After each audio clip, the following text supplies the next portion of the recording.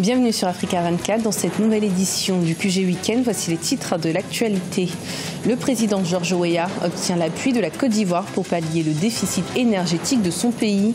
En 2017 déjà, la Côte d'Ivoire a pu fournir 19 gigawatts au Libéria pour l'électrification de 18 localités proches de la frontière. Dans l'actualité également, en Libye, la presse est en crise.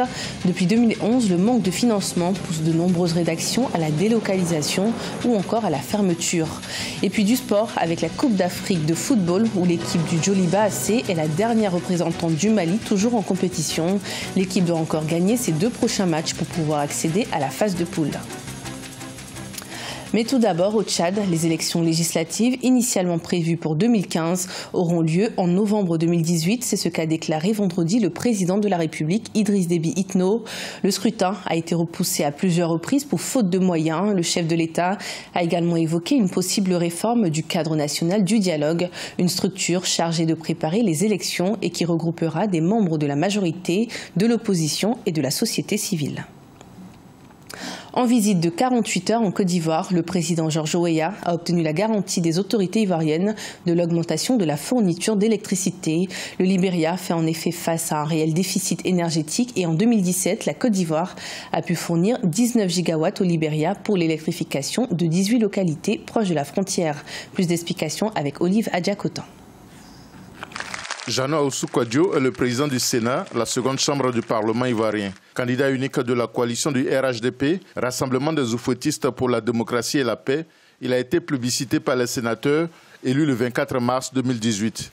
Il a obtenu 65 voix sur 66 votants. Le Sénat a été instauré par la Constitution de la Troisième République pour constituer le pouvoir législatif avec l'Assemblée nationale.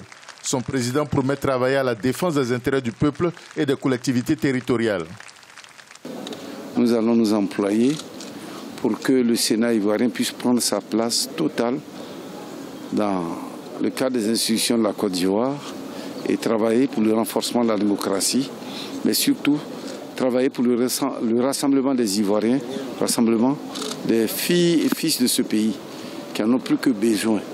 Car on ne peut bâtir un pays que dans la concorde, dans l'union et dans la fraternité.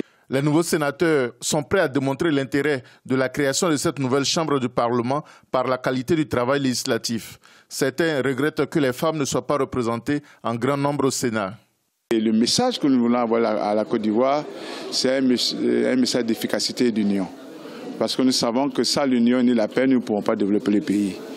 Nous devons à la génération future une Côte d'Ivoire réunifiée totalement dans son concept, dans sa vision, dans sa direction. On n'est que 8 sur 66 pour le moment, mais on se dit que l'espoir est permis et que la prochaine fois on sera un peu plus, sans compter que le président va nommer 33 sénateurs et on espère qu'il emmènera certaines... La composition du Sénat ivoirien n'est pas encore complète. Le président de la République doit nommer 33 nouveaux sénateurs, une prérogative que lui confère la Constitution.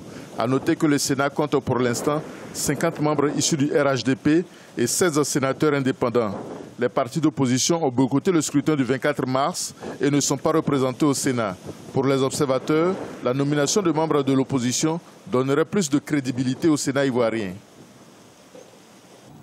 C'était un reportage d'Olivier Conan.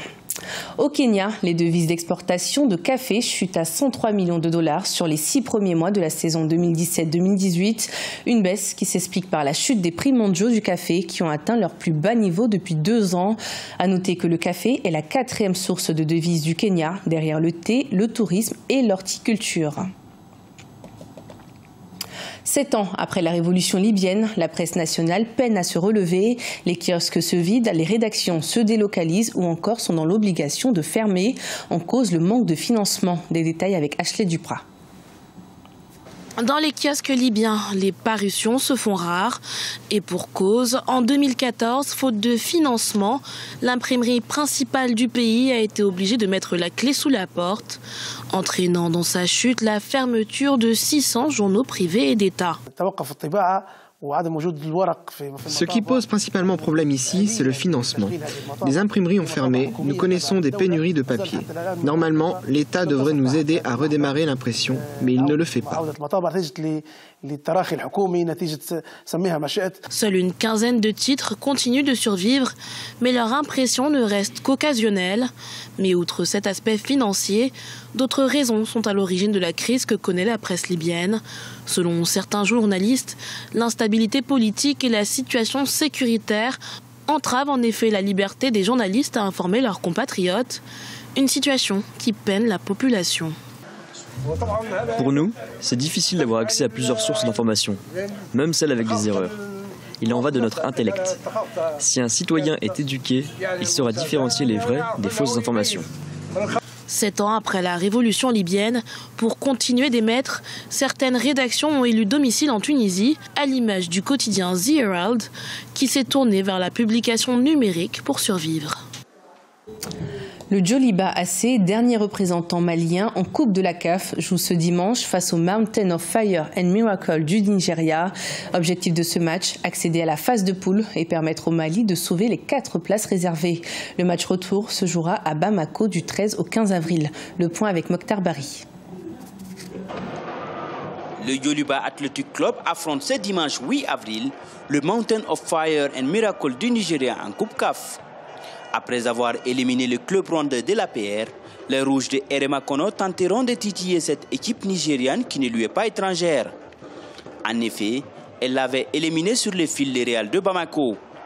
Si les compétitions de football sont à l'arrêt depuis septembre 2017 du fait de la crise, le Djoliba ne va pas en victime résignée. Pour cette phase aller, le coach Fanieri peut compter sur une équipe qui a retrouvé ses performances depuis un certain temps. Nous sommes dans une période très difficile, mais quand même nous tenons. Et ce qui est important aussi, c'est par rapport à l'infirmerie, et nous n'avons pas de blessés, donc c'est une bonne chose. Nous nous préparons en conséquence et nous savons que le match au Nigeria, ça va être un match très très difficile, mais nous nous sommes préparés en conséquence. L'état d'esprit et l'objectif n'a pas varié non plus. Ce tour de recadrage est crucial pour le Djoliba qui n'a pas joué les phases de poule depuis 2013, mais aussi pour le pays tout entier. En effet, le Mali qui présente 4 équipes, dont 2 dans chaque compétition, risque de perdre ce privilège. C'est fort de cette cause nationale que les Djolibis espèrent venir à bout de leur adversaire nigérian. Dieu nous a donné une chance pour que nous représentons tous les pays, parce que comme vous l'avez dit, et si éventuellement nous voulons donner la chance à d'autres équipes, et l'année prochaine, il faut obligatoirement que nous rentrons dans la phase de poule. Et notre objectif, c'est ça, rentrer dans la phase de poule.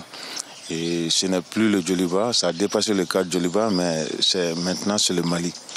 C'est le Mali et nous mesurons l'ampleur de la mission qui nous est confiée. Et je pense que nous n'allons pas faillir. Une qualification du Djoliba redonnera l'espoir au football malien.